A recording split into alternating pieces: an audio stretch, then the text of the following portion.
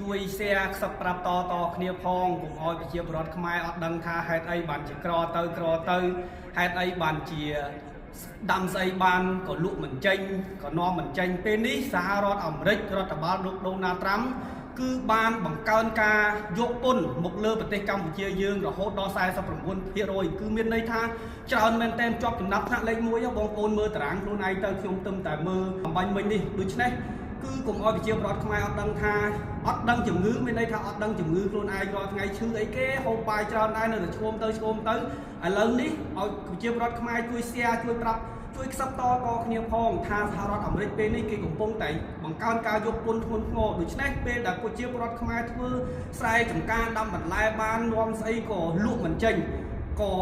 នាំទៅទីផ្សារអឺរ៉ុបអត់បាននាំទៅសហរដ្ឋអាមេរិកអត់បានមានន័យថាគេបង្កើនពន្ធកាន់តែធ្ងន់ធ្ងរដូច្នេះវាប៉ះពាល់ធ្ងន់ធ្ងរណាស់ហើយកុំឲ្យប្រជាពលរដ្ឋខ្មែរដឹងមូលហេតុជាពិសេសកម្មកររោងចក្រនៅពេលដែលអត់មានការងារធ្វើឬក៏គេបិទរោងចក្រឬក៏អត់សូវមានម៉ោងថែមកុំឲ្យឆ្ងល់ថាហេតុអីបានជា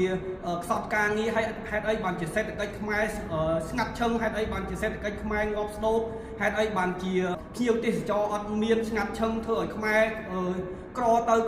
រហូតដល់អត់មានលុយសងធនាគារជាពាក់គេវាន់កអ្នកខ្លះរហូតដល់ចងកសម្រាប់ខ្លួនដោយសារជាពាក់គេច្រើនពេកនេះឲ្យប្រជាពលរដ្ឋខ្មែរនាំគ្នាដឹងពីមូលហេតុថាមកពីមូលហេតុអីបានជាសហរដ្ឋអាមេរិក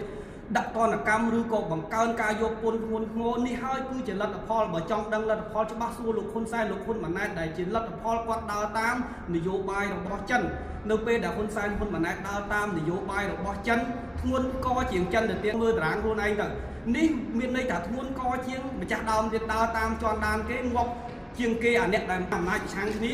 ក៏ប៉ុន្តែយើងធ្ងន់ធ្ងរជាងគេដូច្នេះសូមឲ្យប្រជាពលរដ្ឋខ្មែរមានការយល់ដឹងនិងតាមដានរឿងដែល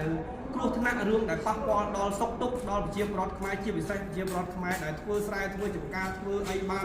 ការនាំចេញគេហៅថាទីផ្សារងាប់ស្ដូបសហរដ្ឋអាមេរិកមិនទាន់បង្កើនការយកពន្ធធ្ងន់ធ្ងរផងយើងគិតមើលនាំស្អីក៏លក់មិនចេញប្រជាពលរដ្ឋខ្មែររងផលប៉ះពាល់លក់ដូរស្អីក៏លក់មិនដាច់ចុះតម្រង់តែបង្កើនការយកពន្ធធ្ងន់ធ្ងរបែបនេះសួរថារឿងអីមិនប៉ះពាល់ដល់ពួកគាត់ធ្ងន់ធ្ងរសូមឲ្យប្រជាពលរដ្ឋខ្មែរតាមដាននិងយល់ដឹងទាំងអស់គ្នា